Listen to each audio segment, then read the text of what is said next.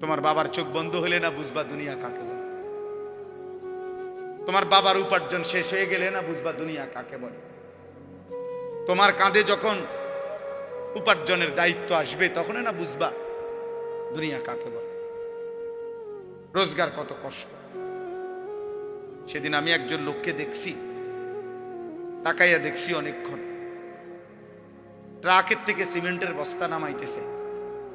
আমি লোকটার দিকে তাকাইয়া ছিলাম, সারাটা শরীর ঘামে। আমার মনে হয় যেন লোকটা মানে পানির মধ্যে, সারাটা চুল চেহারা তার ঘামে, ঘাম বাইয়া বাইয়া পড়তেছে। তাহলে এক বস্তা ট্রাকের থেকে প্রতি বস্তা সিমেন্ট নামাইয়া গোডাউনে থুইলে সর্বোচ্চ 60 টাকা, 8 টাকা বা 10 টাকা দেয়। সর্বোচ্চ রেট হলো 10 টাকা, মানে এন থেকে হয়তো গোডাউনে থুইবে আর কি। তাহলে 50 বস্তা সিমেন্ট যদি এই বেচারা নামায়, তাহলে প্রিয় যুবক ছেলে, 50 বার এই লোকটাকে, তোমার বাবাকে হতে পারে 50 বারই উনি কোমরটা বাঁকা করে। নাহলে কেমনে বস্তাটা লইব? 50 কেজি সিমেন্টের, 50 কেজি সিমেন্টের একটা বস্তা বেচারা কেমনে নিবে? প্রতিবারই তাকে কোমর বাঁকা করতে হয়েছে। প্রত্যেক বস্তা সিমেন্ট হয়তো ফালাইয়া ছোট্ট একটা গামছা হয়তো কোমরের থেকে খুলে আবার ঘাম মুছছে, আবার আরেক বস্তার লেগে গেছে, আর গুনছে কয় বস্তা হইল। বিনিময়ে 500 টাকা, হয়তো 50 বস্তায় 500 টাকা পাইছে, 10 টাকা করে। সেখান থেকে ভাঙ্গাইয়া তোমারে 200 টাকা দিছিল, তুমি বলছো তোমার স্কুলে দিতে হবে, সেই ঘামে ভেজা 200 টাকা। আর তুমি জানো আর সেই 200 টাকায় মোবাইলে ঢুকাইয়া উলঙ্গ ছবি আর নাচ গান নর্তকী দেখে শেষ করে দিছ। তুমি সন্তান না, বরং তুমি জানো আর।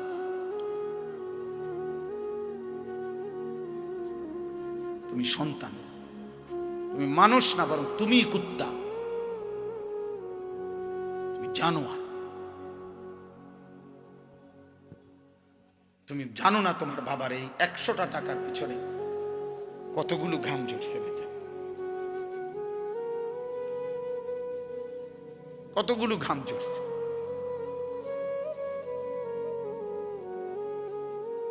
হ্যাঁ,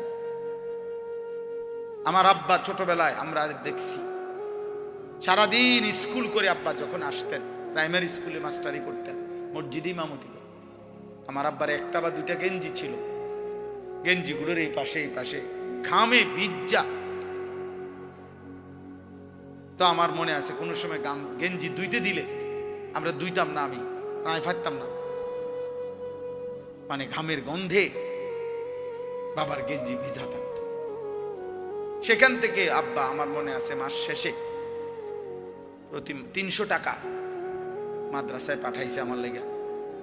একটা পোস্ট কার্ডে তখন মানি অর্ডার করতে হইতো টাকা, তো মানি অর্ডার করলে একটা ছোট্ট পোস্ট কার্ড আছিল, এটার মধ্যে নাম ঠিকানা লিখতে হইতো, নিচে দিয়া একটু জায়গা ছিল, এখানে নিজস্ব কোনো কথা থাকলে লিখতে হইতো। তো আব্বা লিখতো, আনিস তোমার জন্য 300 টাকা পাঠাইলাম, বাবা টাকা পাইয়া জানাইও। তো আব্বারে জানাইতাম যে বাবা টাকা পাইছে। এই 300 টাকা গুনে গুনে 2 টাকা ডাইলবাজি, 2টা পরোটা, এমনি আমি গুনে গুনে খাইতাম, হিসাব গুনে গুনে। এই জন্য দোস্ত আমার, বন্ধু আমার, আমি বিষয়টা বললাম, মেহনত, যথাযথ পরিশ্রম মানুষকে দুনিয়াতেও ভালো করে, আখিরাতেও ভালো। অনেক নওজোয়ান মাশাআল্লাহ, প্রিয় ভাই, আমি অনুরোধ করি পরিশ্রমী হও, মেহনতি হও। এমন সুন্দর জীবন, সুস্থতা, এমন সুন্দর যৌবন, এই শুধু শুধু নারী দেখে দেখে না, এটা মিলে যাবে না। এ যে মহিলারে তুমি রাত দিন মোবাইলে দেখো, এগুলা পাইবা তো, তোমার একজন বিবি হবে, তোমার একজন স্ত্রী হবে। আর যেটা চাচ্ছ মনে, এটা পূরণ হবে। এই পৃথিবীর লাখ লাখ কোটি কোটি মানুষ স্বামী স্ত্রীর মিলনে এরপরেই এই মানব প্রজন্ম এখানে আসছে। কাজ এটা তোমারও হবে। এটার জন্য অল্প বয়সে কুত্তার মতো হওয়া, চরিত্রহীন লম্পট, যে রাত দিন নারী দেখে, ছবি দেখে, জিনা ব্যভিচারের দৃশ্য দেখে, এমন নিকৃষ্ট জানোয়ার হওয়ার কোনো দরকার নেই। এটা এমনি মিলবে। বিয়ে শাদী তো স্বাভাবিক বিষয়, স্বামী স্ত্রী, নারী পুরুষের মিলন তো আল্লাহ তাআলার কুদরতি নিজাম। আল্লাহ বলছে আমি এটা ব্যবস্থা করে রাখছি, যথা সময়ই পৌঁছে যাও। সময়ের আগে এক লোকমা খাবারও পৌঁছে। আমরা কিতাবে পড়ছি, কিতাবের মধ্যে আছে, আমরা পড়ছি যে হে আল্লাহর বান্দা, তোমার লোকমা যদি, তুমি আসো জমিনে, আর তোমার একটি লোকমা যদি পাহাড়ের উপরেও থাকে, তো নিশ্চিত মনে রেখো, ইয়াকিন, পাহাড়ের উপরের ওই লোকমাটাই তোমার মুখে পৌঁছবে। আর আল্লাহর ওলিরা বলেন, যদি হে আল্লাহর বান্দা, তুমি মুখের কাছে দুই ঠোঁটের সামনে নিয়ে আসছো লোকমা, কিন্তু যদি সেটা তোমার ফয়সালাতে না থাকে, খোদার কসম ওই লোকমা তোমার ভিতরে ঢুকবে না। যেটুকু বরাদ্দ ওইটা যদি পাহাড়েও থাকে, সেখান থেকে নেমে আসবে। যেটা বরাদ্দ নাই, সেটা ঠোঁটের কাছে থাকলেও সেটা কি হবে না, মিলবে। অতএব আমাদের জীবনের এটা বড় বুঝা উচিত। আমি বেশি আফসোস করি যে ছেলেরা, বাবা কেন বুঝতেছো না যে তুমি তোমারে চিনলা না কেন? কমপক্ষে ডানে বামে তাকাইও না, এই সমাজের কারো দিকে তাকাইও না, তোমার দিকে তাকাও তো একটু, যে আমি কি করছি সারাটা দিনে। এটা কি একটা সুস্থ মানুষের কাজ? সারা দিনে আমি বেশি ব্যস্ত ছিলাম। আজকে মাগরিব পর্যন্ত আমার বাচ্চা অসুস্থ ছিল, আর আমি ডাক্তার দেখাইয়া বাসাত রাইখা সুদন্যপুর আমার শায়েখ আরিফ বিল্লাহ আল্লামা মুফতি মুশতাকুর নবী কাসেমি হজরতের মাদ্রাসায় আমি যাইতে হয়েছে মাগরিবের পর। ওইখানে ইসলাহি মাহফিল, সেখানে আমি 20 মিনিট বয়ান করছি। এরপরে এখানে আসছি। আমি বারবার যোগাযোগ হইতেছে যে দেরি হয়ে যাইতেছে, বা আমার আরেকটা মাহফিল আছে, সবই ঠিক আছে, কিন্তু আমি মাঝখানে ঠিকই এরপরেও এলিটগঞ্জ পাম্পে আমরা এশার নামাজ জামাতে পড়ে আসছি। মাহফিল যদি কাইতে হইয়া যায়, শীত হইয়া যায়, আমাকে আমার নামাজ তো পড়তে হবে না? শ্রোতা যদি চলেও যায়, আমাকে আমার নামাজ পড়তে হবে না? ওই দেখো, ঠিক ওই দেখো, ওই অপদার্থরে দেখো, ঠিক মতো চোখেও দেখে না, কিন্তু মাগার মোবাইলে এমনি, হ্যাঁ চোখের লোকে লাগাই এলাও, এটা গাম দিয়া কষ্টে লাগাই দাও, এই যে আছে এখানে কষ্টে। হ্যাঁ হ্যাঁ, না না, লজ্জা, লজ্জা হবে কোন দিন? কোন দিন হবে বলেন? হায়া হবে কোন দিন? তাইলে শিখবে কোন দিন আমার ছেলেরা? সন্তান শিখবে কোন দিন? ফেরাবে কে এদেরকে? কারো। সবাই আমরা সবাই ভাবতেছেন পাশ কাইটা জায়গা, সবাই ভাবতেছেন মাথা নোয়া জায়গা, সবাই ভাবতেছেন যার যার রুমে ঢুকে গেলে, ঘরে ঢুকে গেলে দরজা বন্ধ করে দিলে নিরাপদ। আল্লাহর কসম, কোন সমাজের মধ্যে যদি জিনা বেড়ে যায়, বেবিচার বেড়ে যায়, নারী ছেলে মেয়ের অবাধ মেলামেশা চলাফেরা যদি বেড়ে যায়, রব্বে কাবার কসম কিতাবে আছে, ওই সমাজের কোন ঘর আর পবিত্র নারী মেলা কঠিন হয়ে যায়। আগামীর প্রজন্ম হয়তো নেককার মেয়ে, চরিত্রবান মেয়ে, সতী সাথী মেয়ে মিলাটা কঠিন হয়ে যাবে যদি জেনা বেবিচার আর পরকিয়া আর হারাম অসভ্যতা এইভাবে ছড়িয়ে যায়। বর্তমান সময়ে মানুষের সবচেয়ে বেশি যেই গুণাটি হচ্ছে, সেটা হলো এই চোখের গুণ। কিসের গুণা বলেন? এই চোখে। দিবা নিশি আমাদের মা বোনেরা বেপর্দা রাস্তায় চলছে, নিজেদের ভিন্ন রকমের অঙ্গভঙ্গি, আর এটা পুরুষ প্রতিনিয়ত দেখছে, অথচ এটা হারাম। মোবাইলে প্রতিনিয়ত কিশোর যুবক ছেলেরা, একটা বয়সী ছেলেরা একেবারে বেসামাল এই বড় মোবাইল ব্যবহার করে রাত নাই দিন নাই সারা রাত নারী ছবি অস্থির দৃশ্য দেখছে। অথচ খোদার কসম এটা একদিন জাহান্নাম ছাড়া আর কিছুই মিলবে।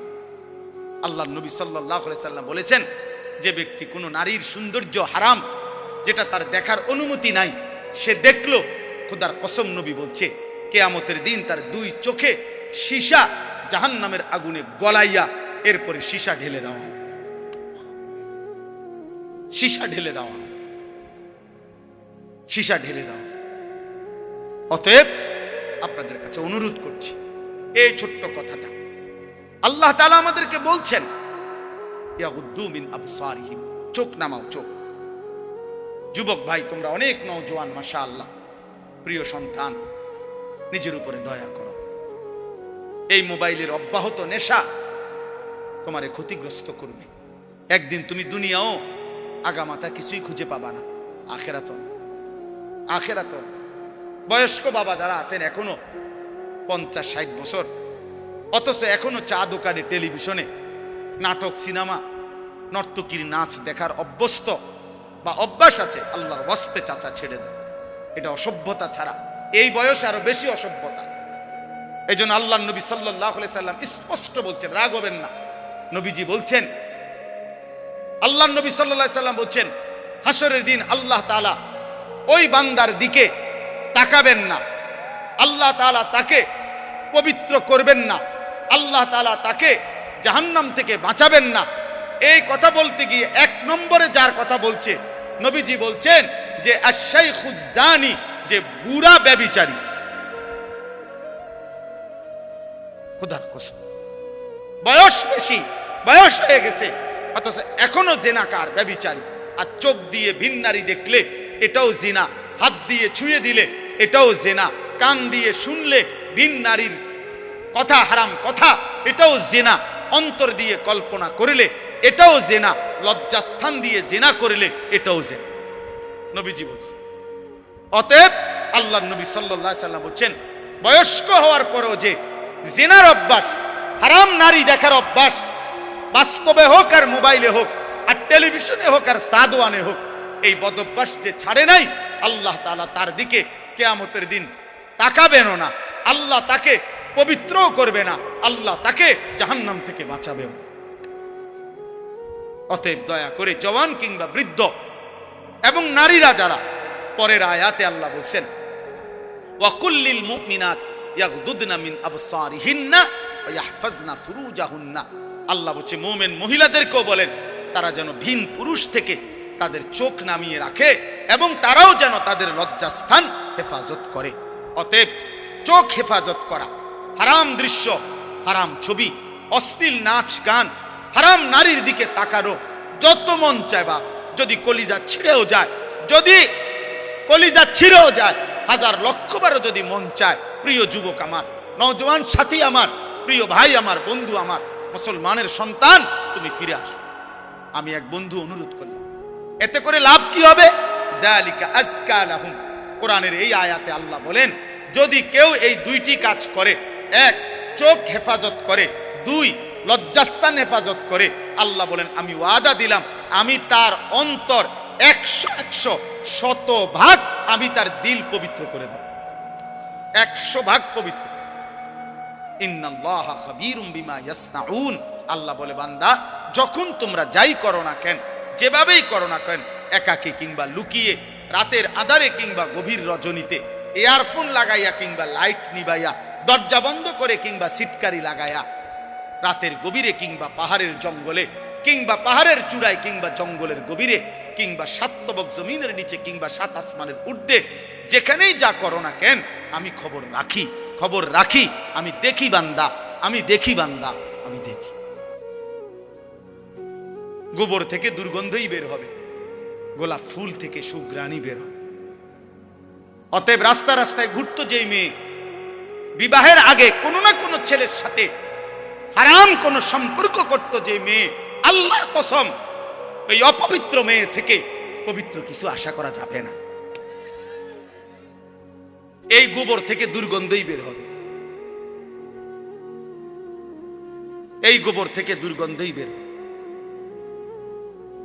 অতএব এটা ভাবা দরকার, ভাব, আমরা এটা বোঝা দরকার।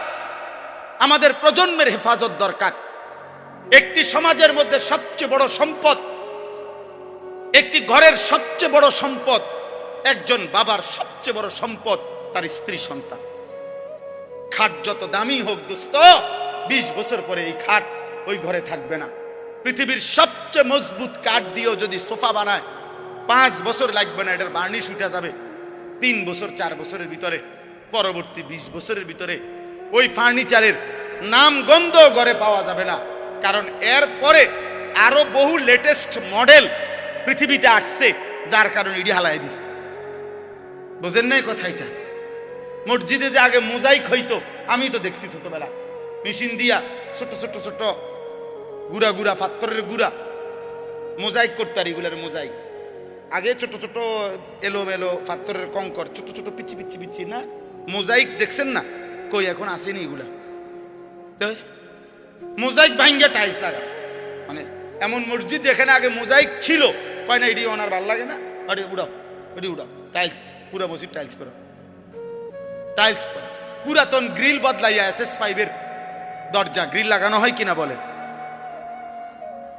তাইলে বাবা বলে দুনিয়ার এই আসবাব উপকরণ আমরা যা দুনিয়া সাজাইলাম ঘরের, আল্লাহর কসম এগুলা থাকবে না। আমনে রেখে যাওয়া কাছের ফ্লেট আগামী 10 বছর পরে আর থাকবে না। আপনার রেখে যাওয়া সোফা, ফার্নিচার, খাট, ডাইনিং টেবিল এগুলো থাকবে না। এগুলা বংশধররা ফেলে দিবে, নায়নাতকুররা ফেলে দিবে। কিন্তু আপনি যেই ছেলেটাকে গড়ে গেলেন, আপনি যদি মেয়েটাকে দিন শিখায়া যান, পর্দা শিখায়া যান, ছেলেটাকে আল্লাহর কোরআন শিখায়া যান, খোদার কসম তার প্রতিটা সেজদা মৃত্যু পর্যন্ত ওই বাবা মার আমল নামার মধ্যে নেকি নিয়ে আস, কোনো সন্দেহ নেই। আল্লাহ নবী সাল্লাল্লাহু আলাইহি সাল্লামের হাদিস কত শুনছেন আপনারা, ওয়াজে উলামায়ে কেরাম বলে আপনাদেরকে যে মান ক্বারা আল কুরআন ওয়া আমিলা বিমা ফীহি উলবিসা ওয়ালিদাহু তাজান ইয়াউমাল কিয়ামা। আল্লাহ নবী সাল্লাল্লাহু আলাইহি সাল্লাম বলেন, যে কোরআন পড়লো, কোরআন অনুযায়ী জীবন চালাইলো, ওই ব্যক্তির মা বাবাকে কিয়ামতের দিন নূরের মুকুট, আলোকিত মুকুট পরিধান করানো। নবীজি বলছে তাহলে ভাবো তো, যদি বাবা মাকে এই মর্যাদা দেওয়া হয়, তাহলে যে কোরআন পড়লো সরাসরি, যে নিজে আমল করলো, ফামা যান্নুকুম বিল্লাযী আমিলা বিহাযা, তাকে আল্লাহ কি পুরস্কার দিবে? যে কোরআন পড়ছে, যে কোরআন আমল করছে। বাপ মারে যদি আল্লাহ সম্মান দেয়, তো হাফেজে কোরআনকে কি দিবে? আলেমে দ্বীনকে আল্লাহ কি দিবে?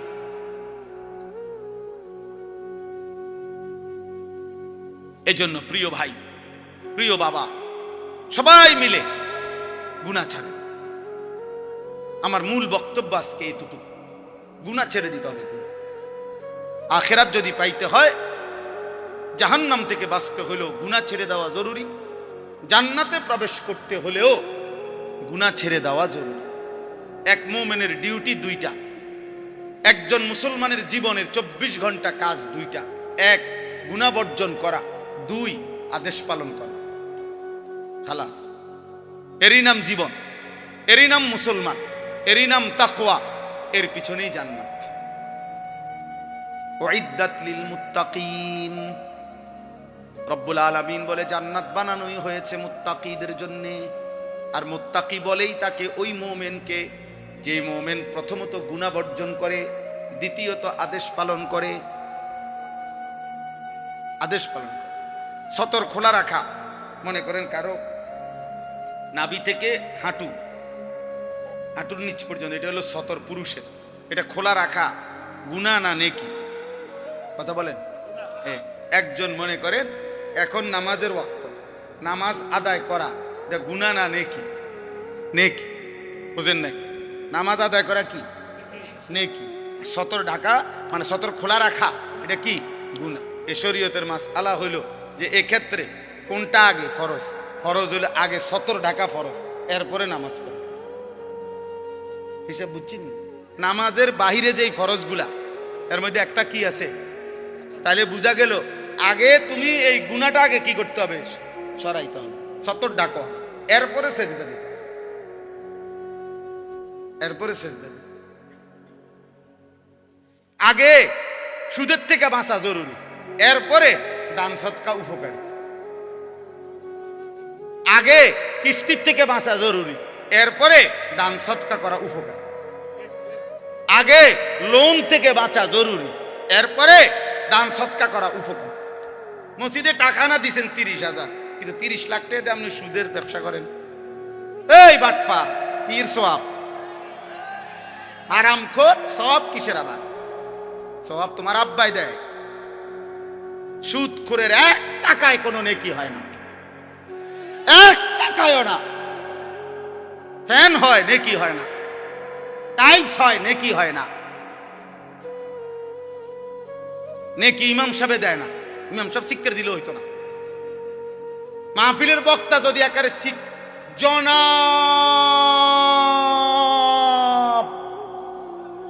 অমুকে অমুক 30,000 মার হাবা, আবারে মার, যা ফারস মার, তারে তেহা দিল কেন, মার কন্যা। ফেরেশতা বলবে আল্লাহ সুদের টাকা, আল্লাহ বলবে বাদ দাও, আলাই দাও, তেহা লই এলা খেরা, কিন্তু তুমি লেখো না, নেকি লেখো। টাকা নেওয়া যায়, বলে নেয় কেন? হ্যাঁ নেওয়া যায়, এইটাও কথা। আপনি হয়তো বলবেন আরে এরপরে হুজুর আপনারা নেন কা, টাকা নেওয়া যায় কিন্তু নেকি হবে না। এইটাই এখন বুঝাইছিলাম ওই নুরুন নবী ভাইরে, আমার গাড়ির ছিল। এটা জরুরি বিষয়। নেকি হবে না, নেকি হইতে হইলে হালাল হইতে হবে। দুনিয়াবি লেনদেন করা এটা ভিন্ন মাসআলা। আপনি যদি না বুঝেন আপনার আলেম থেকে বুঝে নিয়ে, কিন্তু বুঝাইতে চাচ্ছি এটা জরুরি। বাপ গুনাহ ছেড়ে দাও। তাহলে আগে জরুরি কি বলেন? আমি কথা শেষ করে ফেলবো এখন। আগে জরুরি কি? দাফউল মুদাররাতি মুকদ্দামুন আলা জালবিল মানফা। আরবি ভাষার গুরুত্বপূর্ণ মূলনীতি এটা, যে আগে ক্ষতি সরাও, এরপরে উপকার আনো। উপকার পরে, আগে কি? কথা বলেন না, ক্ষতি সরাও এইটারে। আচ্ছা মনে করেন একটা জানালার গ্রিল, এটার মধ্যে রং দিবে, কি দিবে? এই রং দিতে গেলে মনে করে এটা পুরান হয়ে গেছে, ঝংকার পড়ে গেছে, এর নিয়ম কি? আগে ঝংকার ফেলতে হবে না আগে রং দিতে হবে? আগে শিরিষ কাগজ দিয়া ঝংকার ফেলতে হবে, এরপরে কি করতে হবে? আগে ক্ষতি সরাও, আগে গুনাহ ছাড়ো, এরপরে সেজদা দাও। এক সেজদা আল্লাহর আরশ ছুঁয়ে যাবে। একবার জমিন থেকে আল্লাহ ডাক দিবা, রবের আরশ কাই পাও। শর্ত কি? গুনাহ ছেড়ে, গুনাহ ছেড়ে, গুনাহ ছেড়ে। আর বাংলা উদাহরণ দেই, আমরা বাঙালি উদাহরণ আছে। কোন ব্যক্তি মনে করেন কারো বাড়ির দরজায় গেইটে ভিক্ষার জন্যই মনে করেন হাত পাতছে, এই সময় বাড়িওয়ালার কুকুর, পালা কুকুর খেউ খেউ করিয়া দরজার সামনে আইছে, বেড়ারে মানে ধরে লইব দশা। এখন এই লোক কি বলবে? বাড়িওয়ালার আগে কি বলবে? যে কি সরাও, আমার চাল লাগতো না ভাই, আল্লাহর দোহাই, আমার কি লাগবে না, তুই এটা সরা ভাই, এটা সরা। কামড় না দোক, কামড় না দোক, শুধু এইটারে কয় কি? ভিক্ষা থাক, কুত্তা সামলাও, চাল লাগবে না, উপকার করণ লাগতো না ভাই, ক্ষতি যাতে না করে, ক্ষতি যাতে না। এই জন্য এক মুমিনের প্রথম ডিউটি, যুবক হোক বৃদ্ধ হোক, আমি হই তুমি হই, আলেম হোক পাবলিক হোক, আপনি মনে রাখবেন। আপনারা অনেক সময় অনেকে আছে বলে আরে কয় তো লম্বা লম্বা, হুজুরের মধ্যে তো দোষের অভাব নাই, বলে কি না বলেন? আমিও তো বলি হুজুরের মধ্যে দোষের অভাব নাই। হুজুররা কি বেহেশতের থেকে নিয়ে আসছে? আমি কি এখন বেহেশতের থেকে আসছি না ক্যান্টনমেন্ট থেকে আসছি? ময়নামতি সাহেবের বাজার আমার বাসা, আমি কোনো বেহেশতের থেকে আসছি? মানে আপনি যদি মনে করেন কোন হুজুরেরও দোষ আছে, হ্যাঁ হ্যাঁ, তো আপনি আমার জন্য দোয়া করেন, আমরা আপনাদের জন্য দোয়া করি না? কথা বলেন না কেন? তো আপনারা আমার জন্য দোয়া করবেন যে আল্লাহ ওনারও গুনাহ থেকে বাঁচান, ওনারও আল্লাহ আপনি নেক আমলের তৌফিক দেন। আমি আপনার কাছে দোয়া প্রাপ্য না? কথা বলেন না কেন? তো তাইলে অসুবিধা কি? এটা এটা কিন্তু সূক্ষ্ম ধোঁকা, সূক্ষ্ম ধোঁকা। আপনি চোখের সামনে দেখতেছেন আমরা দুইজন, তো এখন আমি পড়ে গেছি পানিতে, তো এরপরে আপনার দায়িত্ব এটা, আর আমি থাইকে লাভ কি? এটাই তো কথা। এটা কোনো বুদ্ধিমান করবে? এটা আমার সাথী আগুনে পুড়ে গেছে, আর আমি আর হুজুরে জেনে আগুনে ফিরে গেছে, তো আর আমি পাবলিক থাকতে কিনবো, আমরাও আগুনে পুড়ে যাই, এটা নিয়ে নিয়ম। তো যদি মনে করেন আমি ভুলে করে ফেলছি, যদি মনে করেন আমি গুনাহ করছি, যদি মনে করেন আমি হারাম করছি, এই বলে কি আপনিও হারাম করবেন? এটা জরুরি। গুনাহ ছেড়ে দেন। এই আজকের মূল বক্তব্য এটা, গুনাহ ছেড়ে দেন। এক মুমিন প্রথম কি ছেড়ে দিতে হবে? গুনাহ ছেড়ে। বিষয়টা কঠিন হইল, এটা আমাদের আল্লাহর আদেশ, আর আল্লাহর আদেশের উপরে কঠিন না সহজ, পারতেছি না এত কথা বলার কোনো সুযোগ নাই। আপনার যদি মন নাও চায়, আপনার যদি বিবেকে নাও চায়, আপনার যদি কলজাটা ফাইটাও যায়, তারপরেও আপনি আল্লাহর হুকুমের জন্য গুনাহ ছাড়তেই হবে, ছাড়তেই হবে, ছাড়তেই। কার হুকুম এটা? আমার মালিকের।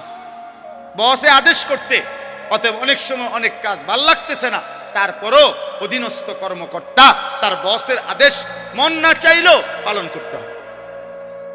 আর মন চাইলে তো ভালোই, মন চাইলে তো কি ভালো।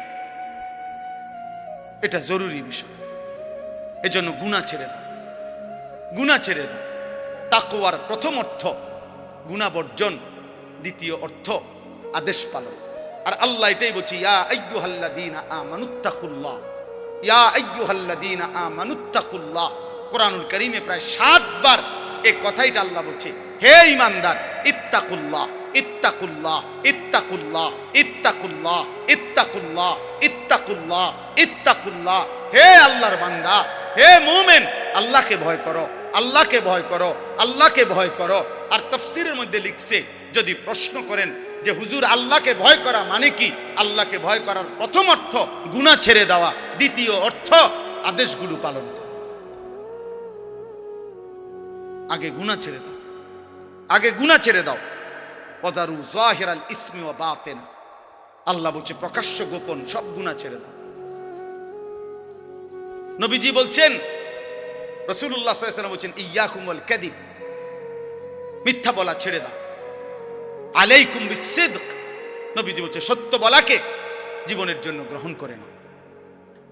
অতএব দয়া করে এটা বুঝতে হবে। তো এই আয়াতটা এবার আসেন, আমি যেই পড়ছি সূরা নূর 18 নম্বর পারা, কোরআনুল কারীমের 24 নম্বর সূরা 30 নম্বর আয়াত, এই একটি আয়াতের এবার তর্জমা বললে আমার কথা শেষ। আল্লাহ তাআলা এখানে বলছেন, কুল, হে নবী আপনি বলুন, লিল মুমিনিনা, সকল ঈমানদার পুরুষদেরকে, ইয়াগুদ্দু মিন আবসারিহিম ওয়া ইয়াহফাজু ফুরুজাহুম, তারা যেন বাধ্যতামূলক দুইটা কাজ করে। এক, তারা যেন সকলেই তাদের চোখ ভিন নারী, হারাম ছবি, হারাম দৃশ্য থেকে চোখ যেন নিচে নামায়। ওয়া ইয়াহফাজু ফুরুজাহুম, এবং সমস্ত ঈমানদার পুরুষদেরকে বলেন তারা যেন তাদের লজ্জাস্থানের হেফাজত করে। কোনো জিনা, কোনো ব্যভিচার, হাতের নাপাক ব্যবহার, কোন রকমের অসভ্যতা, নারী পুরুষ, পুরুষ পুরুষ, যেই কোন রকমের অপকর্ম নিজের লজ্জাস্থান দ্বারা যেন না করে, লজ্জাস্থান যেন হেফাজত করে এবং চোখ যেন নিচে নামে। প্রিয় ভাই, এই প্রথম কথাটা বলার জন্যই আমি এই কথাগুলো বলছি।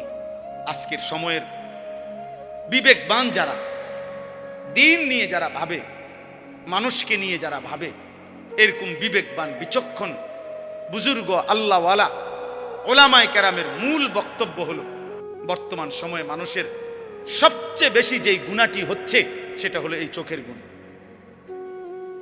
কিসের গুনাহ বলেন? এই চোখের। দিবা নিশি আমাদের মা বোনেরা বেপর্দা রাস্তায় চলছে, নিজেদের ভিন্ন রকমের অঙ্গভঙ্গি, আর এটা পুরুষ প্রতিনিয়ত দেখছে, অথচ এটা হারাম। মোবাইলে প্রতিনিয়ত কিশোর যুবক ছেলেরা, একটা বয়সী ছেলেরা একেবারে বেসামাল এই বড় মোবাইল ব্যবহার করে রাত নাই দিন নাই সারা রাত নারী, ছবি, অস্থি দৃশ্য দেখছে, অথচ খোদার কসম এটা একদিন জাহান্নাম ছাড়া আর কিছুই মিলবে না। আল্লাহর নবী সাল্লাল্লাহু আলাইহি সাল্লাম বলেছেন, যে ব্যক্তি কোনো নারীর সৌন্দর্য হারাম, যেটা তার দেখার অনুমতি নাই, সে দেখলো, খোদার কসম নবী বলছে কিয়ামতের দিন তার দুই চোখে সীসা জাহান্নামের আগুনে গলাইয়া এরপরে সীসা ঢেলে দেওয়া, সীসা ঢেলে দেওয়া, সীসা ঢেলে দেওয়া। অতএব আপনাদের কাছে অনুরোধ করছি, এই ছোট্ট কথাটা আল্লাহ তাআলা আমাদেরকে বলছেন, ইয়াগুদ্দু মিন আবসারিহিম, চোখ নামাও, চোখ। যুবক ভাই, তোমরা অনেক নওজোয়ান, মাশাআল্লাহ, প্রিয় সন্তান, নিজের উপরে দয়া করো। এই মোবাইলের অব্যাহত নেশা তোমারে ক্ষতিগ্রস্ত করবে। একদিন তুমি দুনিয়াও আগামাতা কিছুই খুঁজে পাবা না, আখেরাত, আখেরাত। বয়স্ক বাবা যারা আছেন এখনো 50-60 বছর, অথচ এখনো চা দোকানে, টেলিভিশনে নাটক, সিনেমা, নর্তকীর নাচ দেখার অভ্যস্ত বা অভ্যাস আছে, আল্লাহর ওয়াস্তে চাচা ছেড়ে দেন। এটা অসভ্যতা ছাড়া এই বয়সে আরো বেশি অসভ্যতা। এই জন্য আল্লাহ নবী সাল্লাল্লাহু আলাইহি সাল্লাম স্পষ্ট বলছেন, রাগ হবেন না, নবীজি বলছেন, আল্লাহ নবী সাল্লাল্লাহু আলাইহি সাল্লাম বলছেন, হাসরের দিন আল্লাহ তাআলা ওই বান্দার দিকে তাকাবেন না, আল্লাহ তাআলা তাকে পবিত্র করবেন না, আল্লাহ তাআলা তাকে জাহান্নাম থেকে বাঁচাবেন না। এই কথা বলতে গিয়ে 1 নম্বরে যার কথা বলছে, নবীজি বলছেন যে আশ-শাইখুজ জানি, যে বুড়া ব্যভিচারী। খোদার কসম, বয়স বেশি, বয়স হয়ে গেছে, অথচ এখনো জিনাকার, ব্যভিচারী। আর চোখ দিয়ে ভিন নারী দেখলে এটাও জিনা, হাত দিয়ে ছুঁয়ে দিলে এটাও জিনা, কান দিয়ে শুনলে ভিন নারীর কথা, হারাম কথা, এটাও জিনা, অন্তর দিয়ে কল্পনা করিলে এটাও জিনা, লজ্জাস্থান দিয়ে জিনা করিলে এটাও জিনা, নবীজি বলছেন।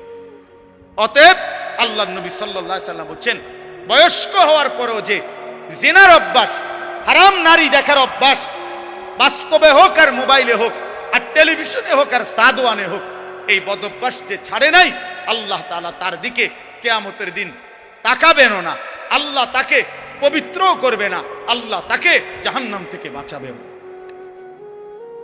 অতএব দয়া করে জওয়ান কিংবা বৃদ্ধ এবং নারীরা যারা, পরের আয়াতে আল্লাহ বলছেন, ওয়া কুল্লিল মুমিনাত ইয়াগদুদনা মিন আবসারিহিন্না ওয়া ইয়াহফাজনা ফুরুজাহুন্না। আল্লাহ বলছে মুমিন মহিলাদেরকেও বলেন তারা যেন ভিন পুরুষ থেকে তাদের চোখ নামিয়ে রাখে এবং তারাও যেন তাদের লজ্জাস্থান হেফাজত করে। অতএব চোখ হেফাজত করা, হারাম দৃশ্য, হারাম ছবি, অশ্লীল নাচ গান, হারাম নারীর দিকে তাকানো যত মন চায়, বাপ, যদি কলিজা ছিঁড়েও যায়, যদি কলিজা ছিঁড়েও যায়, 1000 লক্ষবারও যদি মন চায়, প্রিয় যুবক আমার, নওজওয়ান সাথী আমার, প্রিয় ভাই আমার, বন্ধু আমার, মুসলমানের সন্তান, তুমি ফিরে আসো। আমি এক বন্ধু অনুরোধ করলাম, এতে করে লাভ কি হবে? যালিকা আযকা লাহুম।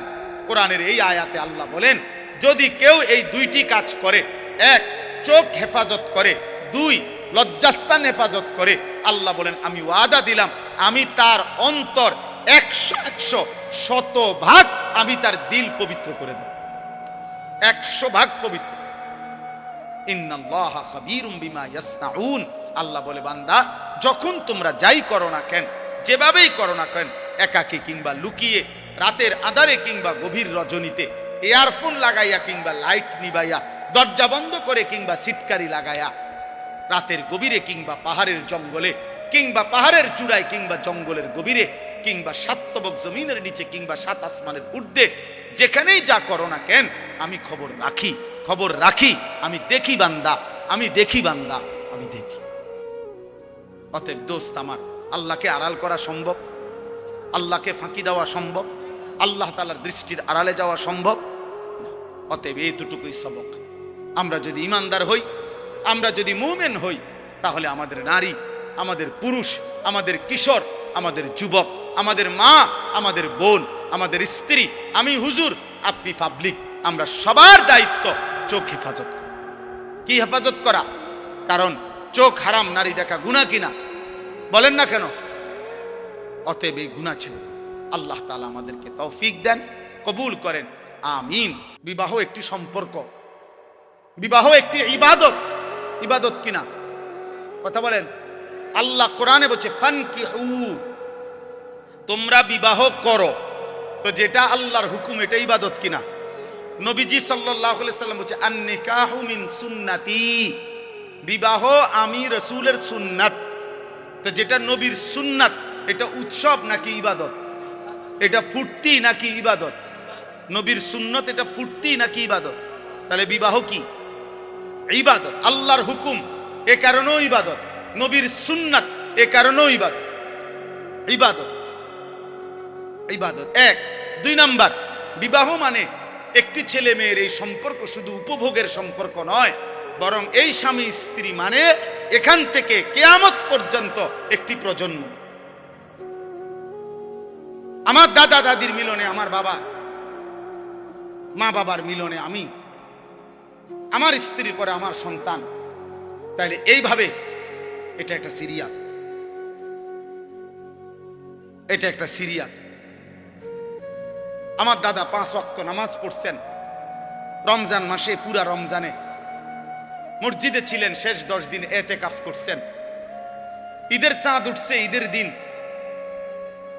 ঈদের দিন দাদা সকালবেলা ভোরে মসজিদ থেকে বের হইয়া ঈদের নামাজ পড়া ঘরে আসছে। চাচারে কইছে, ছোট চাচারে যে আমি আমার শ্বশুর বাড়ির যামু, আমার একটা রিস্কা না দে। আমার চাচার নাম হোসেন, মানে হুসাইন। ওই যে হোসেন, আমারে একটা রিস্কা না দে ফুত, আমি আমার শ্বশুর বাড়ির যামু। দাদা বুড়া মানুষ। আমার চাচা বলছে আব্বা আমনে মুরব্বী মানুষ, শেষ বয়স, আপনি মাত্র মসজিদে অন কি শ্বশুর বাড়ি যাইবেন? আমরা সব সেমাই চিনি রাঁধছি, আপনি খাবেন। দাদা কয় না, আমি জামুই, তুই রিস্কা না আনলে বাদ দে। নাতি মানে আমার চাচার ছেলে ইদ্রিস, পরে বলছে নাতি তুই আমার হাতে ধর, দাদা জামুই শ্বশুর বাড়ি। এই কথা বলে দাদা একটু সামনে গেছে, মাঝ পথে পাশের গ্রাম, 2 গ্রাম পরে আমার দাদার শ্বশুর বাড়ি ছিল। দাদা মাঝখানেই রাস্তায় কাইত হইয়া পড়ে গেছে। সন্ধ্যাবেলায় আমার দাদা কবরে চলে গেছে, মারা গেছে। আমার দাদা ঠিকই বুঝছে যে আমি শ্বশুর বাড়ি যাব। তাহলে আমার দাদা নেককার ছিলেন, নেককার ছিলেন, নিজের হাতে মসজিদ গড়ে গেছেন। তাহলে এটা একটা প্রজন্ম, স্বামী স্ত্রীর সুন্দর একটি সম্পর্ক, এদের ঈমান ইসলাম, এদের পাক পবিত্রতা, পর্দা পুশিদা, এটা একটা জেনারেশন তৈরি করে। এটা গুরুত্বপূর্ণ বাপ। কম হোক, আল্লাহর কথা, কোরআন সুন্নাহর কথা আদবের সাথে শুনতে হয়, এটা জরুরি, নাইলে ফায়দা হয় না। এক তো হইলো আমি, একজন চিৎকার দিল, একজন সুর দিল, একজন টান দিল, কিছু বুট বাদাম বেচা হইল, এই সব মিলে ঝিলে কিছু একটা হলো না ভাইয়া, এটা আসলেই মূল মাকসাদ না। একটা বাঁশ মাটিতে গাঁটতেও কষ্ট আছে। এই রাস্তাটা আমি আসছি এখন অনেক ভাঙ্গা, তাইলে প্রত্যেককেই কষ্ট করে আসতে হয়েছে। সেটা যদি কোনো ফায়দা না হয়, আপনি দেখেন ওইখানে বুট বাদামের দোকানে অনেক লোক দাঁড়ায় আছে, অসংখ্য লোক এখন এই মাত্র। তাহলে সামান্য বাচ্চাদের কতগুলো খেলনা জিনিস, এই ছোট ছোট বাস, ছোট ছোট গাড়ি ঘোড়া, এগুলোর দোকানে এত লোক দাঁড়ায় থাকা কি অর্থ আছে বলে? মানুষের তো স্বাভাবিক একটা বিবেক থাকা দরকার যে আমি এখানে কেন দাঁড়ায় রইলাম। অথচ বাড়ির থেকে রওনা দিছে, অথবা বাড়িওয়ালা ঘরওয়ালারা জানে ওয়াজে গেছে, এটা জানে না, কি বলে? কিন্তু শয়তান মাঝ পথে আটকে রাখছে। হ্যাঁ, এটা কোরআনুল কারীমের মধ্যে আছে। আল্লাহ তাআলা কাছে শয়তান চ্যালেঞ্জ করেছে, আল্লাহি লা উযায়্যিনান্না আ'মালা ওয়া লা উগদিয়ান্নাহুম আজমাইন। আল্লাহর কসম, হে আল্লাহ, আমি আপনার বান্দাদের কাছে তাদের কাজকে গুনাহের রং দিয়ে সাজিয়ে দেব, অতঃপর আপনার বান্দাদেরকে আমি পথভ্রষ্ট করে দেব, পথভ্রষ্ট করে দেব। আল্লাযীনা যাল্লা সাইয়ুহুম ফিল হায়াতিদ দুনিয়া ওহুম ইয়াহসাবুনা আন্নাহুম ইউহসিনুনা সুনআ। কোরআন শরীফে আছে, আল্লাহ বলেন অসংখ্য ক্ষতিগ্রস্ত বান্দা আছে এমন, দিন রাত তারা তাদের পরিশ্রম কর্মকাণ্ড কাজকর্মের দ্বারা ভাবতেছে অনেক ভালো কিছু করছে। আল্লাহ বলেন অথচ আসলে তারা ধোঁকা খাচ্ছে, বরং পথভ্রষ্ট হচ্ছে, নিজেদের সমস্ত আখিরাত খাসারা বরবাদ করছে, বরবাদ করতেছে। আফামান যুগিনা লাহু সুউ আমালিহি ফারাআহু হাসান, এটাও কোরআন শরীফের আয়াত। আল্লাহ তাআলা বলেন যাকে তার গুনাহ, তার নাফরমানির কাজটাকে তার কাছে খুব সুন্দর করে দেয়া হয়েছে, আর সে এটাকে মনে করতেছে ভালো কাজ, অথচ আসলে শয়তান তার নিকটে গুনাহকে সুন্দর করে সাজিয়ে দিছে, সাজায় দিছে। এই জন্য বাপ আমরা এটা বুঝা উচিত। আরবিতে বলা হয় কালিমাতু হাক্কিন উরিদা বিহাল বাতিল, কথা সত্য মতলব খারাপ। অর্থাৎ অনেক সময় এমন হয় যে কথা তো সুন্দর কিন্তু ভিতরের উদ্দেশ্য খারাপ। এই জন্য অনেক কিছু তো আমাদের কাছে মনে হয় এটা করলে খুব সুন্দর হবে, কিন্তু এর দ্বারা উদ্দেশ্য ভিন্ন। এই জন্য দেন একটু আগায় দেন, একটু একটু করে। আরে আপনি কথা বলেন, আসতে বলেন। মানুষের আগাইবার কথা কই এত ধমক দিলে তো আর হইতো না। নিজের বসা নিজে বসে দেন, একটু একটু আগায় দেন। মানুষ একজন বসতে এত আগালো কি দরকার? জি মাশাআল্লাহ। চলেন, 2 নাম্বার কথা হলো ভাইয়া, আমার প্রিয় ছোট ভাই হাফিজ মাওলানা আতিকুর রহমান আশরাফ, আমি আইসাই শুনতেছি বলতেছে, এইমাত্র সে বলছে এটা আপনাদের কাছে। আমি আবার বললাম ছেলেরা, ভাইয়া একটা ছেলে মোবাইল হাতে ধইরা ভিডিও বা রেকর্ড করবা না, আমি নিষেধ করলাম। আর একটা মোবাইলও ধরে রাখবে, আমি নয়তো উঠাই দেবো তোমার দোস্ত, তুমি উঠে যাইতে হবে এখান থেকে। এরপরে ধমক দিলে লজ্জা পাইবা। আমি আগেই বলছি, আমি ব্যক্তিগতভাবে কোনো প্রার্থী না, নির্বাচনের কোনো জনসভার জন্য আসিনি। আমার একটা মার্কা আছে, সবাই একটু খেয়াল রাখেন না, কোনো মার্কা নাই। কথা বুঝছেন কিনা? আমি কোনো প্রার্থী না, এটা কোনো নির্বাচনী জনসভা। অল্প একটু সময় আল্লাহর কথা বলা, আখিরাতের কথা মনে করায় দাও। ওয়াজের মূল মাকসাদ কি? মূল মাকসাদ আত-তারগীব ওয়াত তারহিব। অর্থ হলো জান্নাতের কাজের প্রতি উৎসাহিত করা, জাহান্নামের কাজের প্রতি ভয় প্রদর্শন করা। আত-তারগীব মানে হলো উৎসাহিত করা, আত-তারহিব মানে হলো ভয় প্রদর্শন করা। এটাই মূল ওয়াজ, মূলত মাকসাদ এটাই, যে আখিরাতের দিকে, জান্নাতি কাজের দিকে আপনাকে উৎসাহিত করলাম, আর জাহান্নামী কাজের দিকে ভয় প্রদর্শন করলাম, ভয় প্রদর্শন করলাম। এটাই মূল বিষয়। এই জন্য দয়া করে অল্প একটু সময় আমরা মনোযোগ দিয়ে শুনলে ফায়দা হবে। মোবাইল নিয়ে সারাক্ষণ, আমি এখানে নামছি এই মাত্র গাড়িতে, পুরাটা জায়গা আমরা খেয়ালও করি নাই, ড্রাইভারও বুঝে নাই, মানে পুরা কাদা। আমি কাদার মধ্যে পাও ডাইবা গেছে, আমি আপনার লুঙ্গি সহ জামাটা উঠাইতেছি, আর ওই অপদার্থ এটার ভিডিও করতেছি। তাহলে মানুষ কি পরিমাণ, ছেলেরা কি পরিমাণ বিকৃত মস্তিষ্ক, কি পরিমাণ প্রতিবন্ধী আপনি ভেবেন। একটা জলজ্জান্ত বাস উড়ে যাচ্ছে, হাজার হাজার লোক ভিডিও করতেছে। একটা জলজ্জান্ত মানুষ পানিতে ডুবে যাচ্ছে, হাজার হাজার মানুষ ভিডিও করতেছে। এই হলো প্রজন্মের এখনকার হালাত, এখনকার জেনারেশনের হালাত হলো এই। কয়েকদিন আগে নোয়াখালীতে অনেকেই শুনছেন, একজন প্রবাসীর পরিবারের 7 জন একটা মাইক্রোজে পানি পড়ে গেছে, শুনছেন না, মারা গেছে। যে ওই লোকের একটা সাক্ষাৎকার দিছে, আমি নিজে শুনছি। বেচারা কানতে কানতে বলছে যে আমি মাইক্রোটা যখন পানি পড়ে গেছে, শত শত মানুষ আসছে পুকুরের পারে, আমি প্রত্যেকের কাছে কাকতি মিনতি করছি, অনুরোধ করছি, কেউ একটু নামলো না পানিতে, যে চেষ্টা করলো না। সকলেই শুধু মোবাইল দিয়ে ছবি ওঠে। আল্লাহর কসম সে বলছে, সে আফসোস করছে। তা আমি একটা ছেলেকে বললাম এখন যে, আরে ভাই তুমি তো আগে আমার ধরো যে আমি কোনো পড়ে যাই কিনা বা কাদা, তুমি তো আগে এইটা সেভ করো না। তোমার আগে দরকার মুসাফা করতে, বুঝুর আঞ্জা দিয়ে ধরে নিতে। এটা দোস্ত নতুন জেনারেশন, তোমরা বুঝা উচিত ভাই, বুঝা উচিত।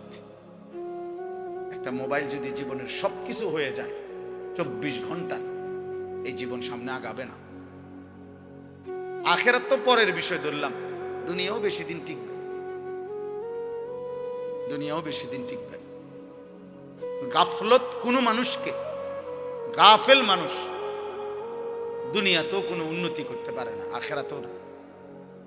অমনোযোগী, অবহেলা, খামখেয়ালি, কাজের প্রতি নিষ্ঠা নাই, আগ্রহ নাই, পরিশ্রমের মানসিকতা নাই, ওই মানুষ দুনিয়াবি বাজার, ব্যবসা, লেনদেন, নিজের দুনিয়ার কাজেও ভালো করতে পারে। আমার আপনারা সবাই বুঝবেন, দেখেন জিজ্ঞাসা করে, যেই দোকানদার কোনো কাস্টমার যদি 3 বার 4 বার আইসা দেখে, মনে করেন এক সপ্তাহের মধ্যে উনি 3 বার আইসে এই দোকানে, আইসা 3 বারই দেখছে দোকান বন্ধ অথবা দোকানদার নাই, এরপরে সে পরবর্তী 6 মাসেও আর কোনোদিন এই দোকানে আসবে না, দেখেন সে বলবে যে এনে দোকানদার থাকে না, আর বলা যায় না এটা বন্ধও থাকতে হবে, এই শেষ, মানে তার ব্যবসা শেষ, সে আর দাঁড়াইতে পারে না। এই জন্য এটা একটা নিয়ম, কাজের প্রতি নিষ্ঠা থাকতে হবে। এত বেশি পরিমাণ গাফেল, সারাক্ষণ হাসি, সারাক্ষণ মজা, দুষ্টামি, সারাক্ষণই মোবাইল নিয়ে ব্যস্ত থাকা, এ তো গাফলত ভাই, এ তো গাফলত, খামখেয়ালি। আর গাফেল মানুষ দুনিয়াতেও কোনো ভালো কিছু করতে পারে না, আখেরাতেও।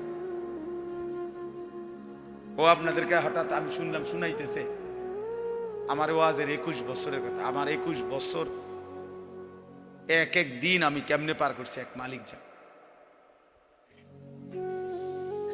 গত 2 রাত আমি টোটালি ঘুমাই, বৃহস্পতিবার রাতেও না, শুক্রবার রাতেও। পাবনা থেকে আমি আসছি সকালবেলা, সকাল 7টায় বয়ান করছি 1 ঘন্টা, ফেরি পার হইতে লাগছে মোট 8 ঘন্টা। তাইলে এজন্য দোস্ত বুঝাইতে চাচ্ছি, কাজের প্রতি নিষ্ঠা থাকতে, আন্তরিকতা থাকতে। দুনিয়াতেও কেউ যদি ভালো কিছু করতে, এই আজকে যারা বড় বড় শিল্পপতি, দুনিয়ার লাইনে বড় বড় পয়সাওয়ালা, দেখবা যে হালাল হারাম পরে, কিন্তু কমপক্ষে সে যে এই পর্যায়ে গেছে, হালাল হোক হারাম হোক, সে যেটা বুঝছে এটার উপরে সে সর্বোচ্চ দিন রাত মেহনত করছে। তার দিবানিশির মেহনত, পরিশ্রম, মাথার ঘাম তারে এই পর্যায়ে নিয়ে গেছে। আমার একদিন একজন বড় ব্যবসায়ী, ঢাকা পল্টনের 1000 কোটি টাকার মালিক এখন, উনি বলছিলেন, হুজুর আমি দোকানে দোকানে দাঁড়ায় থাকতাম, তারা দুপুরবেলা খানা খাইলে দোকানদাররা বাটির কোনা দিয়ে যদি 2 ভাত, কুদ্দুর তরকারি বাকি থাকতো, আমার এগুলা দিলে আমি 3-4 দোকানের এই খানা একত্র করে বা আমি 2 ভাত খাইতাম। আমি এভাবে তাকায় দাঁড়ায় হাঁটতাম, শুধু দোকানদাররা খাইলে যদি কুদ্দুর দেয় আমারে, আমি এত অভাবী ছিলাম, কিন্তু সেই আল্লাহ আমাকে মেহনতে পরিশ্রম করে গেছি, আজকে 1000 কোটি টাকার মালিক। স্বাভাবিক একটা রেস্টুরেন্টে আছে ওনার 16 তালা। তাইলে দোস্ত দুনিয়া বললাম, দুনিয়া বাংলাদেশের একজন প্রতিষ্ঠিত ব্যবসায়ী ছিলেন, কিছুদিন আগে মারা গেছেন। আমি ইচ্ছা করে নাম বলতেছি না, পত্রিকায় ওনার অনেক বড় লেখা আছে। উনি বলছেন বাড়ির থেকে 90 টাকা নিয়ে সর্বপ্রথম আমি সায়দাবাদ গেছি, ঢাকা। সায়দাবাদে যারা মাটি কাটে ওই সময় তাদের সাথে যে যোগ দিছি, মাটি কাটবে, তারা বলছে যে কোদাল এবং টুকরি নিজের না হইলে হইতো না। অন্ত পড়ছি আরো বিপদে, মাটিও তো কাটতে পারতাম না, কারণ আমার তো কোদালও নাই, টুকরিও নাই। এরপরে আবার গায়ে খাইটা কষ্ট কইরা তারপরে কোদাল টুকরি কিনছি। ওইটুকু দিয়েই সে বাংলাদেশের মৃত্যুর আগে তিনি বাংলাদেশের একজন প্রথম শ্রেণীর ঠিকাদার ছিলেন। হাজার হাজার কোটি কোটি টাকার এই রোডের, হাইওয়ে রোডের কাজ করতেন। একটা সময় এই 90 টাকার পুঁজি। তাহলে ছেলেদেরকে বললাম, বাবা দুনিয়াও ভালো হবে না, এই ফেটে বাতে চলবে আর কি, কোন রকম আর জোরাতালি, এই চুলে ঘুরাইতে পারবে হারা দিন। এই কামের দূরে দিছে শয়তান তোমারে, ইবলিসে, যে তোমার একটা মহান কাজ দিছে, যে তোমার একটি জীবনের শ্রেষ্ঠ কাজ হলো প্রতিদিন সকাল থেকে রাত ঘুম পর্যন্ত 1,00,000 বার তুমি মোট চুলের এরকম পিছনে ফিরাইবে। এই একটা তোমারে দারুণ কাজ দিছে শয়তান, তোমার মতো ফালতু লোকের একটা কাজ ধরা, তোমারে একটা দারুণ কাজ দিছে যে তুমি নিজের পয়সা দিয়ে এমবি ঢুকাইবা, আর সারা পৃথিবীর পাগল ছাগল, সুস্থ অসুস্থ, যে যা মোবাইলে দেয় তুমি শুধু টাইনে টাইনে দেখবে। টাকা যাবে তোমার, সময় যাবে তোমার, হায়াত যাবে তোমার, কামাই হবে।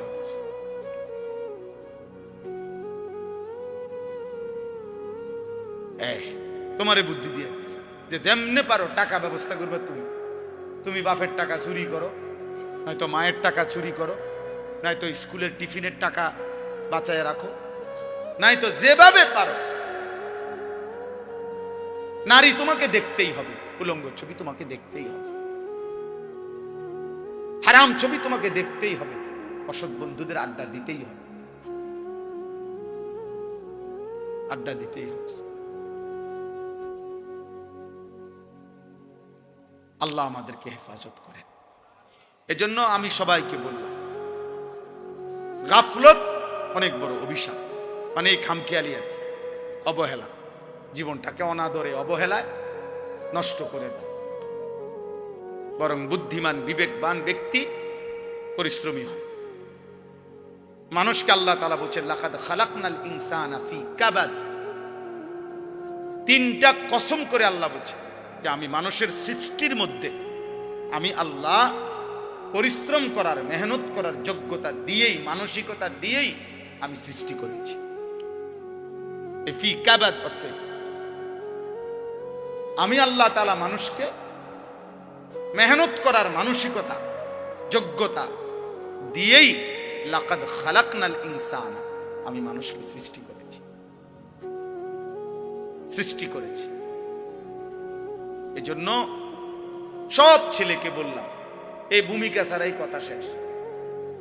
কথার প্রসঙ্গে প্রথম কথা এটা বললাম, গাফেল না হওয়া ভাইয়া, দুনিয়াও না আখিরাত। ভালো উপার্জনের জন্য মেহনত করতে, একটু সুখ, একটু সচ্ছলতা, ঘর বাড়ি চলাফেরা, পরিবারের একটু প্রশস্ততার জন্য মেহনতও চাই। আপনি ঘুমের থেকে উঠে জমিদারি করবেন, এ কয়দিন তাফালিং, কয়দিন মোটরসাইকেল নিয়ে মাতবুরি, মোবাইল একটা নিয়ে মাতবুরি, কয়দিন ভাইয়া, কয়দিন? তোমার বাবার চোখ বন্ধ হলে না বুঝবা দুনিয়া কাকে বলে, তোমার বাবার উপার্জন শেষ হয়ে গেলে না বুঝবা দুনিয়া কাকে বলে। তোমার কাঁধে যখন উপার্জনের দায়িত্ব আসবে তখন না বুঝবা দুনিয়া কাকে বলে, রোজগার কত কষ্ট। সেদিন আমি একজন লোককে দেখছি, তাকাইয়া দেখছি অনেকক্ষণ, ট্রাকের থেকে সিমেন্টের বস্তা নামাইতেছে। আমি লোকটার দিকে তাকাইয়াছিলাম, সারাটা শরীর ঘামে, আমার মনে হয় যেন লোকটা মানে পানির মধ্যে, সারাটা চুল চেহারা তার ঘামে, ঘাম বাইয়া বাইয়া পড়তেছে। তাহলে এক বস্তা আগের থেকে প্রতি বস্তা সিমেন্ট নামাইয়া গোডাউনে থুইলে সর্বোচ্চ 60 টাকা, 8 টাকা বা 10 টাকা দেয়। সর্বোচ্চ রেট হলো 10 টাকা, মানে এন থেকে হয়তো গোডাউনে থুইবে আর কি। তাহলে 50 বস্তা সিমেন্ট যদি এই বেচারা নামায়, তাহলে প্রিয় যুবক ছেলে, 50 বার এই লোকটাকে, তোমার বাবাকে হতে পারে 50 বারই উনি কোমরটা বাঁকা। নাহলে কেমনে বস্তা এটা লইব? 50 কেজি সিমেন্টের, 50 কেজি সিমেন্টের একটা বস্তা বেচারা কেমনে নিবে? প্রতিবারই তাকে কোমর বাঁকা করতে হয়েছে। প্রত্যেক বস্তা সিমেন্ট হয়তো ফালাইয়া ছোট্ট একটা গামছা হয়তো কোমরের থেকে খুলে আবার ঘাম মুছছে, আবার আরেক বস্তার লেগে গেছে, আর গুনছে কয় বস্তা হইল। বিনিময়ে 500 টাকা, হয়তো 50 বস্তায় 500 টাকা পাইছে, 10 টাকা করে। সেখান থেকে ভাঙ্গাইয়া তোমারে 200 টাকা দিছিল, তুমি বলছো তোমার স্কুলে দিতে হবে, সেই ঘামে ভেজা 200 টাকা। আর তুমি জানো আর সেই 200 টাকায় মোবাইলে ঢুকাইয়া উলঙ্গ ছবি আর নাচ গান নর্তকী দেখে শেষ করে দিছ। তুমি সন্তান না, বরং তুমি জানো আর।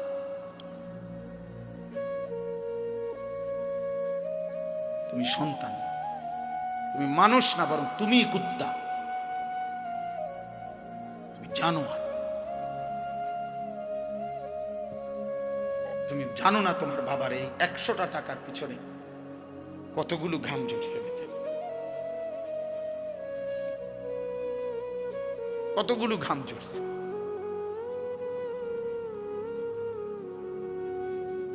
হ্যাঁ, আমার আব্বা ছোটবেলায় আমরা দেখছি সারাদিন স্কুল করে আব্বা যখন আসতেন, প্রাইমারি স্কুলে মাস্টারি করতেন, মসজিদে ইমামতি। আমার আব্বার একটা বা দুইটা গেঞ্জি ছিল, গেঞ্জিগুলোর এই পাশে এই পাশে ঘামে ভিজা। তো আমার মনে আছে কোনো সময় গেঞ্জি ধুইতে দিলে আমরা ধুইতাম না, আমি ফাটতাম না, মানে ঘামের গন্ধে বাবার গেঞ্জি ভিজা থাকতো। সেখান থেকে আব্বা, আমার মনে আছে, মাস শেষে প্রতি 300 টাকা মাদ্রাসায় পাঠাইছে আমার লেগে। একটা পোস্ট কার্ডে তখন মানি অর্ডার করতে হইতো টাকা, তো মানি অর্ডার করলে একটা ছোট্ট পোস্ট কার্ড আছিল, এটার মধ্যে নাম ঠিকানা লিখতে হইতো, নিচে দিয়া একটু জায়গা ছিল, এখানে নিজস্ব কোনো কথা থাকলে লিখতে হইতো। আব্বা লিখতো, আনিস তোমার জন্য 300 টাকা পাঠাইলাম, বাবা টাকা পাইয়া জানাইও। তো আব্বারে জানাইতাম যে বাবা টাকা পাইছে। এই 300 টাকা গুনে গুনে 2 টাকা ডাইলবাজি, 2টা পরোটা, এমনি আমি গুনে গুনে খাইতাম, হিসাব গুনে গুনে। এই জন্য দোস্ত আমার, বন্ধু আমার, আমি বিষয়টা বললাম, মেহনত, যথাযথ পরিশ্রম মানুষকে দুনিয়াতেও ভালো করে, আখিরাতেও ভালো। অনেক নওজোয়ান মাশাআল্লাহ, প্রিয় ভাই, আমি অনুরোধ করি পরিশ্রমী হোক, মেহনতি হোক। এমন সুন্দর জীবন, সুস্থতা, এমন সুন্দর যৌবন, এই শুধু শুধু নারী দেখে দেখে না, এটা মিলে যাবে না।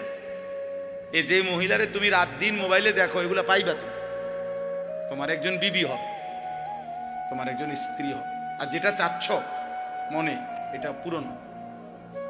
এই পৃথিবীর লাখ লাখ কোটি কোটি মানুষ স্বামী স্ত্রীর মিলনে এরপরেই এই মানব প্রজন্ম এখানে আসছে। আজ এটা তোমারও, এটার জন্য অল্প বয়সে কুত্তার মতো হওয়া, চরিত্রহীন লম্পট, যে রাত দিন নারী দেখে, ছবি দেখে, জিনা বেবিচারের দৃশ্য দেখে, এমন নিকৃষ্ট জানোয়ার হওয়ার কোনো দরকার নেই। এটা এমনি মিলবে। বিয়ে শাদী তো স্বাভাবিক বিষয়, স্বামী স্ত্রী, নারী পুরুষের মিলন, তো আল্লাহ তাআলার কুদরতি নিজাম। আল্লাহ বলছে আমি এটা ব্যবস্থা করে রাখছি, যথা সময়ই পৌঁছে যাও, সময়ের আগে এক লোকমা খাবারও পৌঁছে। আমরা কিতাবে পড়ছি কিতাবের মধ্যে আছে, আমরা পড়ছি যে হে আল্লাহর বান্দা, তোমার লোকমা যদি, তুমি আছো জমিনে আর তোমার একটি লোকমা যদি পাহাড়ের উপরেও থাকে, তো নিশ্চিত মনে রেখো, ইয়াকিন, পাহাড়ের উপরের ওই লোকমাটাই তোমার মুখে পৌঁছবে। আর আল্লাহর ওলিরা বলেন, যদি হে আল্লাহর বান্দা, তুমি মুখের কাছে দুই ঠোঁটের সামনে নিয়ে আসছো লোকমা, কিন্তু যদি সেটা তোমার ফয়সালাতে না থাকে, খোদার কসম ওই লোকমা তোমার ভিতরে ঢুকবে না। যেটুকু বরাদ্দ ওইটা যদি পাহাড়েও থাকে সেখান থেকে নেমে আসবে, যেটা বরাদ্দ নাই সেটা ঠোঁটের কাছে থাকলেও সেটা কি হবে না, মিলবে না। অতএব আমাদের জীবনের এটা বড় বোঝা উচিত। আমি বেশি আফসোস করি যে ছেলেরা, বাবা কেন বুঝতেছো না যে তুমি তোমারে চিনলা না কেন? কমপক্ষে ডানে বামে তাকাইও না, এই সমাজের কারো দিকে তাকাইও না, তোমার দিকে তাকাও তো একটু, যে আমি কি করছি সারাটা দিনে। এটা কি একটা সুস্থ মানুষের কাজ? সারা দিনে আমি বেশি ব্যস্ত ছিলাম, আজকে মাগরিব পর্যন্ত আমার বাচ্চা অসুস্থ ছিল, আর আমি ডাক্তার দেখাইয়া বাসাত রাইখা সুদন্যপুর আমার শায়েখ আরিফ বিল্লাহ আল্লামা মুফতি মুশতাকুর নবী কাসেমি হযরতের মাদ্রাসায় আমি যাইতে হয়েছে মাগরিবের পর। ওইখানে ইসলাহি মাহফিল, সেখানে আমি 20 মিনিট বয়ান করছি, এরপরে এখানে আসছি। আমি বারবার যোগাযোগ হইতেছে যে দেরি হয়ে যাইতেছে, বা আমার আরেকটা মাহফিল আছে, সবই ঠিক আছে, কিন্তু আমি মাঝখানে ঠিকই এরপরেও এলিটগঞ্জ পাম্পে আমরা এশার নামাজ জামাতে পড়ে আসছি। মাহফিল যদি কাইতে হইয়া যায়, শীত হইয়া যায়, আমাকে আমার নামাজ তো পড়তে হবে না? শ্রোতা যদি চলেও যায়, আমাকে আমার নামাজ পড়তে হবে না? ওই দেখো, ঠিক ওই দেখো, ওই অপদার্থরে দেখো, ঠিক মতো চোখেও দেখে না, কিন্তু মাগার মোবাইলে এমনি, হ্যাঁ চোখের লগে লাগাই এলাও, এটা গাম দিয়া কষ্টেপ লাগাই দাও, এই যা আছে এখানে কষ্টেপ। হ্যাঁ হ্যাঁ, না না, লজ্জা, লজ্জা হবে কোন দিন? কোন দিন হবে বলেন? হায়া হবে কোন দিন? তাইলে শিখবে কোন দিন আমার ছেলেরা? সন্তান শিখবে কোন দিন? ফেরাবে কে এদেরকে? কারো। সবাই আমরা, সবাই ভাবতেছেন পাশ কাইটা জায়গা, সবাই ভাবতেছেন মাথা নোয়া জায়গা, সবাই ভাবতেছেন যার যার রুমে ঢুকে গেলে, ঘরে ঢুকে গেলে দরজা বন্ধ করে দিলে নিরাপদ। আল্লাহর কসম, কোন সমাজের মধ্যে যদি জিনা বেড়ে যায়, বেবিচার বেড়ে যায়, নারী ছেলে মেয়ের অবাধ মেলামেশা চলাফেরা যদি বেড়ে যায়, রব্বে কাবার কসম কিতাবে আছে, ওই সমাজের কোন ঘর আর পবিত্র নারী মেলা কঠিন হয়ে যায়। আগামীর প্রজন্ম হয়তো নেককার মেয়ে, চরিত্রবান মেয়ে, সতী সাথী মেয়ে মিলাটা কঠিন হয়ে যাবে যদি জেনা বেবিচার আর পরকিয়া আর হারাম অসভ্যতা এইভাবে ছড়িয়ে যায়। অতএব দোস্ত আমার, আল্লাহকে আড়াল করা সম্ভব? আল্লাহকে ফাঁকি দেওয়া সম্ভব? আল্লাহ তাআলার দৃষ্টির আড়ালে যাওয়া সম্ভব? অতএব এইটুকুই সবক। আমরা যদি ইমানদার হই, আমরা যদি মুমিন হই, তাহলে আমাদের নারী, আমাদের পুরুষ, আমাদের কিশোর, আমাদের যুবক, আমাদের মা, আমাদের বোন, আমাদের স্ত্রী, আমি হুজুর, আপনি পাবলিক, আমরা সবার দায়িত্ব চোখ হেফাজত করা। কি হেফাজত করা? কারণ চোখ হারাম নারী দেখা গুনাহ কিনা? বলেন না কেন? অতএব এই গুনাহ ছেড়ে আল্লাহ তাআলা আমাদেরকে তৌফিক দেন, কবুল করেন, আমিন।